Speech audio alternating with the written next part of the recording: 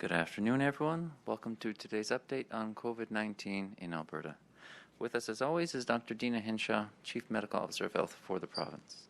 Dr. Henshaw will provide a brief update, and then we will open the floor to questions. Thank you, Tom, and good afternoon, everyone. We have now administered more than 149,000 doses of the vaccine, and more than 54,000 Albertans are fully immunized with 2 doses.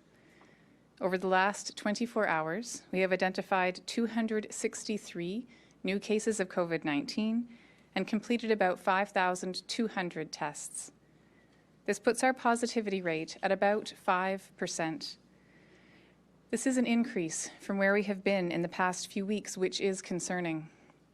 It is possible this increase is because of changes in who went for testing over the long weekend.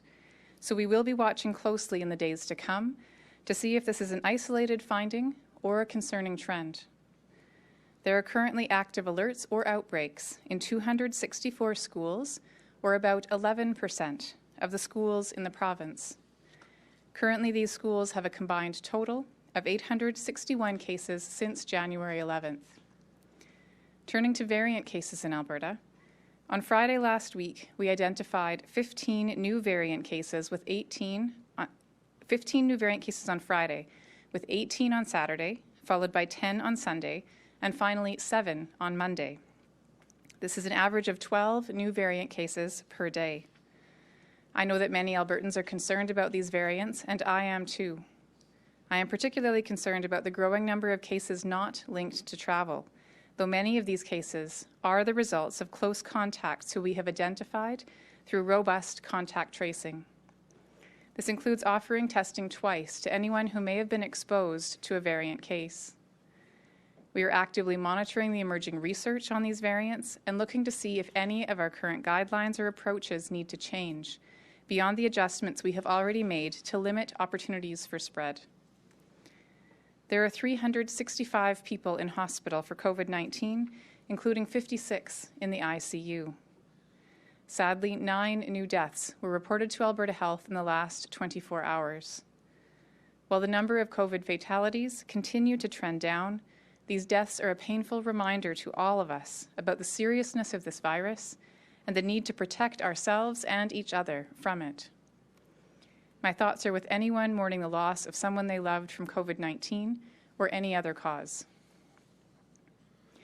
It has now been 1 week since we eased Step 1 restrictions as part of our path forward. As you know, due to the lengthy incubation period of this virus, it can take up to 2 weeks to begin to see the impact of any changes to restrictions.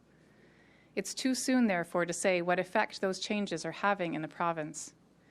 However, it is positive news that our hospitalizations have continued to decline since our peak at the end of December. The R rate in Alberta is currently 0.85, which indicates that overall our trend in cases in the past few weeks has continued downward.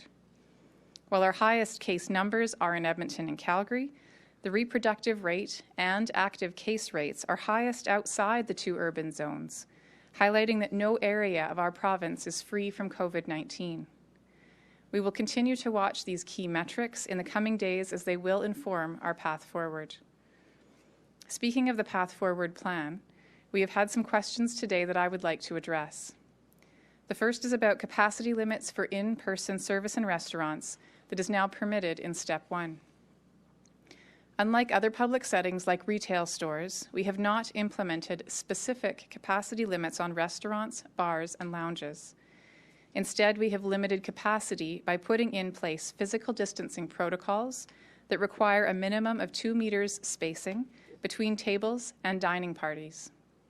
In addition, we have limited the number of people who can be seated at the same table to a maximum of 6, and these must be members of the same household or an individual living alone with their 2 contacts. This approach still reduces the capacity of the venue, but is based on the configuration of table distancing and limiting people at a table rather than by a percentage of fire code occupancy. This is an important distinction because unlike retail shoppers in a store, who are always wearing masks and may only briefly get close to each other in certain high-traffic areas, individuals eating and drinking are not wearing masks and they remain in a location for an extended period of time. This makes it critical that they are appropriately spaced from other parties for the duration of time in the restaurant. Another question we've received is about why we're not considering easing the ban on indoor social gatherings until Step 3. This is a natural question to ask, especially after not being able to spend time or recent holidays with our family and friends. I too deeply miss being able to gather with my family and friends, as I know all Albertans do. But evidence shows that it's in these social get-togethers where we see the highest rates of transmission. We saw the start of our last spike following Thanksgiving, Halloween, and the gatherings that went along with these holidays. Though it's been incredibly difficult for many of us to not gather with our loved ones indoors, I believe this sacrifice has had the biggest impact on reducing spread in the province, relieving the pressure on our healthcare system, and getting us to the point we are at today. We cannot become complacent now, especially with the arrival of variants of concern in our province, and indoor social gatherings present too much of a risk at this point. With the weather improving, there is an opportunity for outdoor social gatherings with up to 10 people, where we can have the interaction we need in a way that minimizes the risk of transmission. Despite all of our hard work and sacrifices, which all Albertans should be proud of, Alberta still has a very high case rate, and our numbers are still higher than they were before our second wave in November and December. Looking back to October just 4 months ago, on October 17th, we had a total of 2,890 active cases. Today we have almost 5,000. On October 17th, there were 122 people in the hospital. Today we still have 3 times that amount. 4 months later, with some of the strictest measures in place, we're still working to reduce the ripple effects of our previous interactions. These numbers underscore the power that our actions have, power that can lead to uncontrolled spread if we are not vigilant, or power that can slow transmission down when we work together and follow the rules. We all need to stay the course and continue to make choices every day to reduce our in-person interactions, especially indoors. Thank you, and I'm happy to take questions. All right, we have a very full queue, so we will limit it to one question only, but we will try to get through as many as possible. Operator, could you put through the first caller, please? The first question comes from Kevin Nimick of CTV. Hi, Dr. Hinshaw. A Calgary City Councillor is pushing for city frontline workers and first responders to be prioritized in the Phase 2 vaccination schedule. Who do you specifically want to see vaccinated first once Phase 2 begins, and when will we see a schedule? It's really important as we're considering the sequencing of vaccine availability to remember that with limited supply, choosing who is in that sequence is of very critical importance, and that our goal right now is to prevent severe outcomes, to prevent hospitalizations, to prevent ICU admissions, and to prevent deaths. With that in mind, we are looking, as we have since Phase 1, at evidence around who is at highest risk of those severe outcomes to inform some of that sequencing. Final decisions have not yet been made. I anticipate that there will be information forthcoming about the sequencing in Phase 2 within the coming weeks. I want to emphasize again that choices around the sequencing of vaccines is not about the value that people bring to their work, to the society. What it is about preventing deaths, preventing severe outcomes like hospitalization, and wanting to make sure that as we're sequencing, we're doing that in a way that protects those at greatest risk of those severe outcomes. Operator, could you put through the next caller, please?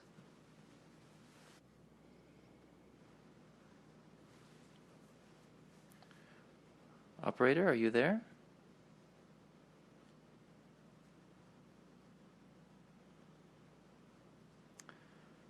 Please bear with us while we try and sort out the technical difficulties.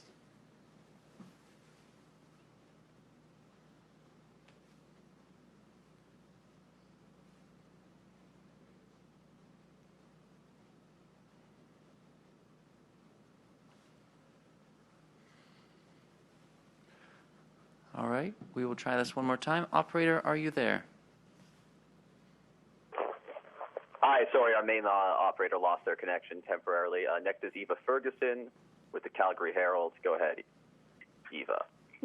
Yes, thanks, Dr. Hinshaw, for taking my questions. I'm hoping you could expand your comments on variants, please. You mentioned how many variant cases were confirmed on each individual day over the long weekend, but I don't think you gave an overall total of how many we're at now since the last total, which was last Friday, I believe, at 156. And I'm wondering if you could speak as well about variants in schools and whether there are any linked to schools right now. And if and when they are, I'm wondering why the public is still not being made aware of which schools have variant cases and whether you think that would serve to improve vigilance in the greater community. With respect to the overall total number of variants that we have, again, we had an average of 12 cases over those 4 days with a total of 50 cases over those 4 days. All of those new cases were B117, so we still are sitting at 7 of the B351, which is the one that was originally identified in South Africa. So we've seen no additional cases of that particular variant in the province for many weeks. The other variant, the B117, again, is that particular variant that we are seeing cases of.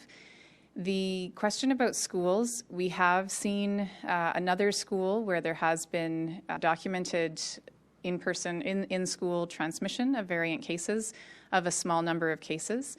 In the cases where we have seen in-school transmission, there have been small numbers as a result, where we have, again, seen within a classroom that there has been a small number in a couple of schools where the original case came in, there was an exposure, and then through further follow-up, we have identified those cases to prevent further spread. I'll have to confirm the numbers, and we can get those to you later today, but it's my understanding that we now have 3 schools where there has been some in-school transmission, and all the other schools where we've had an exposure that we have not documented any in-school transmission, which leads to that next question of why we are not differentiating schools with variant transmission over and above schools with transmission of the COVID dominant strain that we currently have in the province. And it is because, again, we are not seeing in school settings particularly, we're not seeing a different behavior of this particular variant, and that could be because of all of the precautions that are in place in schools, where we're not seeing any difference, where the majority of cases we have an exposure with no onward transmission. In a small number, we're seeing a small handful of secondary cases, but again, no large exposure events in schools. So we do continue, as we always have, to post schools where there are any COVID case exposures or any COVID cases transmitted in school, with the total number of all cases either active in exposing infectious while in school or those who potentially acquired it in school. The total numbers are available on our school website. But again, the risk does not seem to be any different within that school, whether it's variant or not so far in our experience. And so we're not differentiating on our website between those 2 kinds of exposures. Operator, could you put through the next caller, please? Next is James Keller with the Globe and Mail. Go ahead, James. Hi, Dr. Hinshaw. We heard Newfoundland warning rotational workers about outbreaks in other provinces over the weekend, singling out oil facilities in Alberta specifically, and they're tightening their isolation requirements. Have there been any instances that you're aware of rotational workers in Alberta taking COVID-19 home with them to Newfoundland or other provinces? And what work is being done here to track the extent of that? We always work with other provinces across the country whenever there is an outbreak identified in a site that has workers coming in from outside the province. And that's true of other locations. So in other provinces, they have similar kinds of facilities, and we work with them when people who live in Alberta have gone elsewhere to work in those locations.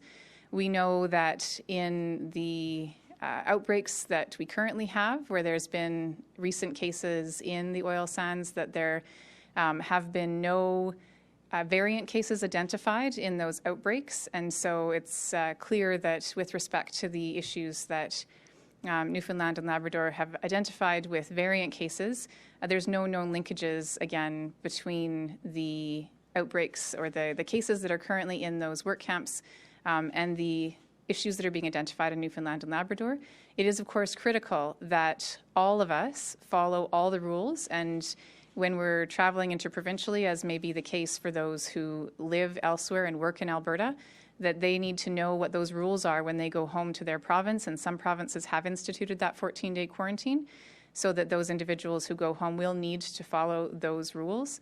And again, we do work closely with all of our interprovincial and territorial partners to make sure that if we do have any indication of risk, we are communicating that to them in a proactive way and working together to minimize any potential for transmitting the virus outside of the province.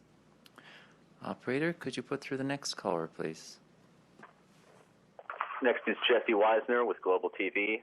Go ahead, Jesse. Hi, Dr. Hinshaw. Thanks for taking my question. First dose appointments are starting up again. How quickly will the province be able to finish up Phase 1A? And again, with more consistent vaccine deliveries, at what point can Phase 1B start, and how will those appointments be made and carried out? We're very excited that this week we're starting to see increased shipments again of vaccine, and that we do anticipate that will continue through the month of March. So we're hoping to be able to move very quickly through the remainder of those Phase 1A individuals, and to be able within the coming weeks to initiate that Phase 1B and offer to community seniors. I know there has been keen interest in knowing exactly when that will start and exactly how people can book appointments, and I expect that information will be coming very soon, so people know more detail about what to expect and how they'll be able to access vaccine for seniors who are 75 and over. Operator, could you put through the next question, please? Next is Julia Wong with Global News. Go ahead, Julia. Hi, Dr. Hinshaw. Just a quick clarification first and then a question. You mentioned that you were concerned with how many variant cases are not linked to travel. So how many, as it stands right now, are not linked to travel? And then my question is, what are the possible adjustments that are being looked at to mitigate variant spread? You mentioned a couple of weeks ago conversations were taking place between provincial public health leaders on precautions that could help protect against the variant. So have those been decided yet? With respect to the travel versus non-travel, we haven't been able to finish the investigations for those cases identified over the weekend. So when looking at the cases that we do have those complete investigations for, it's about half and half. So roughly half of the cases we have are travel or a close contact of a traveler, and then roughly half are those who are either community where we don't know the source or someone who is a close contact of that community case. Again, with that half that are overall community acquired, about a third of those are those who we don't necessarily have the source, and about 2/3 are the result of our investigations around those cases to identify those close contacts to prevent further spread. So again, it is the minority of all of our cases where we're identifying those that we don't know a source. And then part of those investigations that we're doing is turning up those additional cases so we can prevent any further onward spread.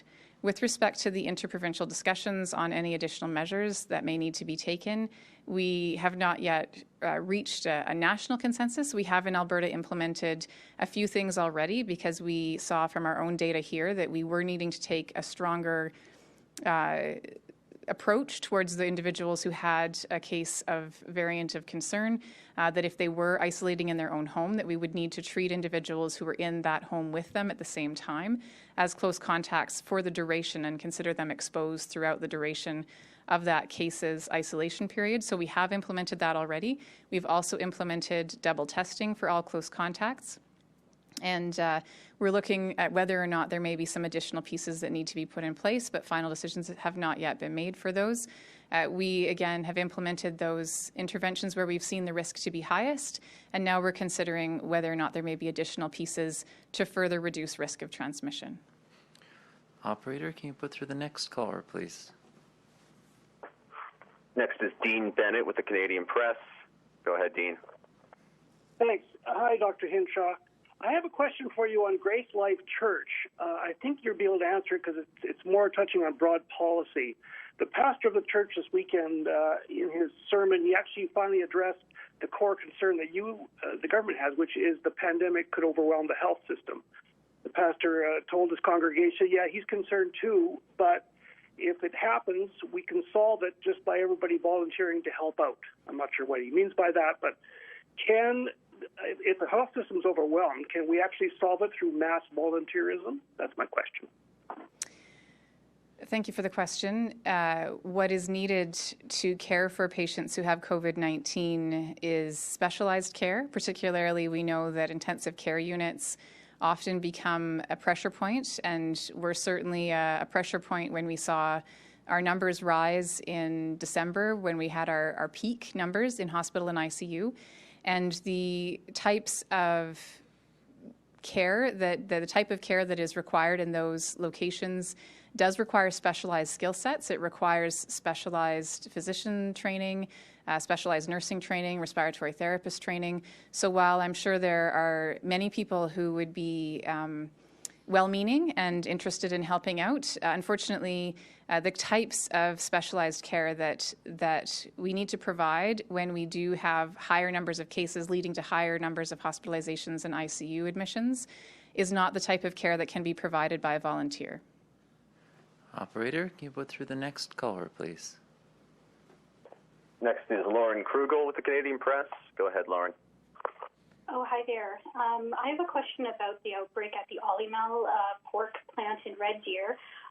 Given that 60% of the workers there have jobs outside the plant, I'm just wondering if you knew how many other workplaces might have been affected and what measures are in place to make sure that this outbreak doesn't spread to those other workplaces, particularly in healthcare.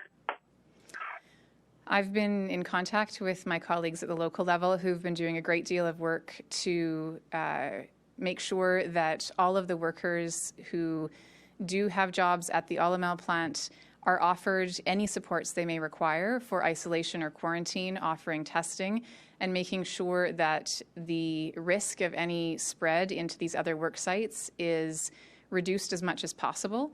And so local public health is going to be making sure that there's offers of help that are done in culturally appropriate ways, with offers if there are language barriers, that those language barriers are addressed, that people do understand there is financial compensation for those who aren't able to work because they have to be on isolation or on quarantine if they're a close contact, so that people know that they do have whatever supports they require to help prevent that spread. And there is an intensive outreach happening right now to make sure that all of those individuals who are impacted know all of the supports that they have available to them. Operator, can you put through the next caller, please? Next is Shalon Skolsky with CTV. Go ahead, please.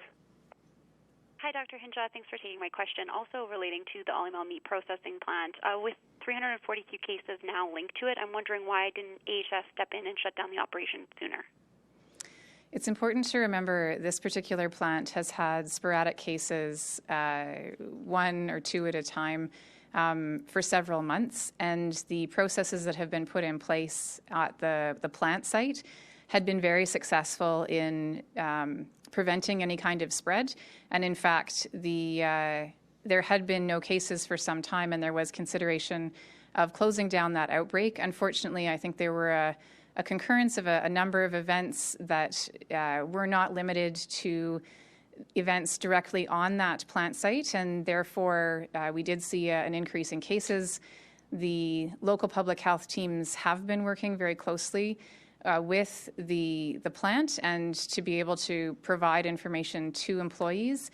But unfortunately, it seemed that confluence of events that involved activities not limited to what was happening on the worksite, and the transmission events that happened again, not necessarily directly on that plant site, but in other locations as well. And because of that, of course, there has been an increase in numbers. And as I mentioned, Alberta Health Services is working closely with local primary care networks and other partners to make sure that every service and support that needs to be provided to these individuals is provided to them. But as I mentioned, for many months, they've been working to make sure that that work site is safe and following all of the protocols.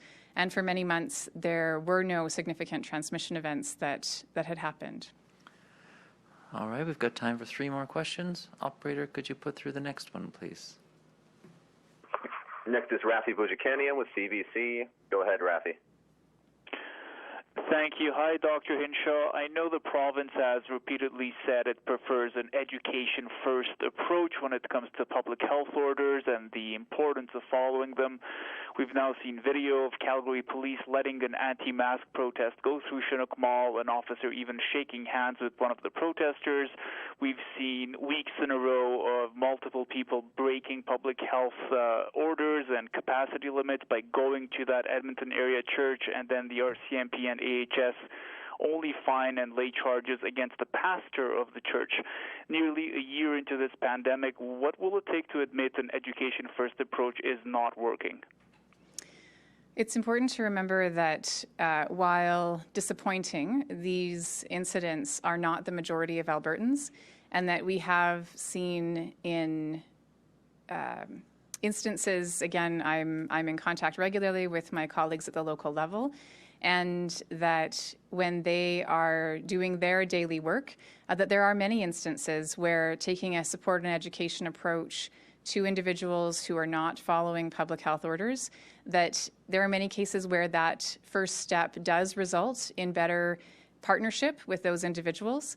Of course, when that fails, it has always been supported to take the steps that are necessary. And again, those decisions are made by the independent officers in Alberta Health Services and law enforcement officers to enforce in the ways that they believe appropriate according to their training and their professional conduct. And that's not something that I interfere with, but it is up to them to escalate to enforcement when that initial step of support and education does not work. In the instances that you've mentioned, again, I would reiterate my disappointment, particularly in communities that choose to put other members of their community at risk. And I would again reiterate that the vast majority of Albertans, the vast majority of faith communities, the vast majority of businesses are doing the right thing for the province. They are doing the right thing for their communities, and they are taking the steps they need to protect against COVID-19 spread. And when enforcement is needed as a tool against the groups and individuals for whom that education and support approach has not been successful, then that enforcement approach has always been a tool that can be used as deemed appropriate by those local enforcement officers. Operator, could you put through our second last question, please? Next is Lauren Pullen. Actually, I'm sorry, it looks like Lauren's left the queue. One moment, please. Next is Elise Stolte with the Edmonton Journal. Go ahead, Elise. Thanks. Hi, Dr. Hinshaw. Just following up on the question about Phase 1B, I have a couple basic questions. When you say age 75 plus, is that by birth date or by the year in which you turn 75? And 2, are you planning an active outreach to call or otherwise contact people when they're eligible? Or are seniors expected to hear about the opportunity and contact you? And 3, especially as other vaccines come online, will there be a choice of vaccine? So birth date, active outreach, and choice of vaccine. Thank you. The first question, it's based on year of birth, so not necessarily the month, but that year is the determination of eligibility. The second question about outreach, we are going to be working on a plan that will have, we are currently working on that plan that's going to enable people to know when they're eligible. So it's not just about waiting for people to reach out to us, but also looking for opportunities to partner with other healthcare professionals to make sure that people know when they're eligible. And again, details about that will be coming in the upcoming weeks about how people can sign up, when they will be eligible. The question about choice is one that's not yet been fully landed. At the moment, we have Moderna and Pfizer, which are very similar in terms of their protection against symptomatic infection, their protection against severe outcomes. They are both the same technology, and so at the moment we do not offer a choice. The Moderna and the Pfizer are treated not interchangeably. If you start with one, you would finish with the one, but people would have to accept the product that is available in the particular site where they're receiving their vaccine. And the question about whether or not there will be a choice has not yet been determined. We're looking at all of the other products, but of course, as you know, there are no other products currently licensed for use in Canada, and it's only at the time of licensing where we will have the final information about how different vaccine products are to be used, and so we would have to wait for that before we can make any final decisions. Operator, can you put through the final question, please? Final question is Anna Junker, the Edmonton Journal. Go ahead, Anna. Hi, Dr. Hinshaw. We've heard that about 9% of Albertans who test positive for COVID-19 are returning to work the next day. Are you aware of this, and what is your response to those who are not isolating? I'm not sure what source that information comes from. We did know that in the fall, when we were doing aggregate data from individuals who tested positive, and the follow-up of those individuals when they tested positive did indicate that at that time there was a significant proportion who reported that they did attend work while symptomatic before they went for the test. But I'm not aware of any recent data, so I'd be interested in the source that you're citing in terms of that 9%. What I do know is that when public health contacts individuals who've tested positive, they clearly express the requirements, that it's not just a recommendation but a requirement for those individuals to be isolated and to not go to work, that they ask about the need for supports for isolation hotels, for example, if that person is not able to safely isolate at home, and make sure that they're aware that there is currently financial support, not just from the federal government, but also the provincial government, particularly if people do need isolation hotel supports and they go to complete their 10-day isolation in that hotel. There is financial support to ease that burden for people who need to be away from others to protect their families and their communities.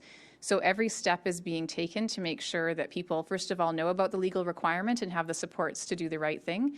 But again, I would be really interested to know where that 9% came from, because that's not a statistic that I'm familiar with and not one that I've heard from our investigators. Thank you all for joining us. Dr. Hinshaw will provide another update tomorrow afternoon. Have a safe night.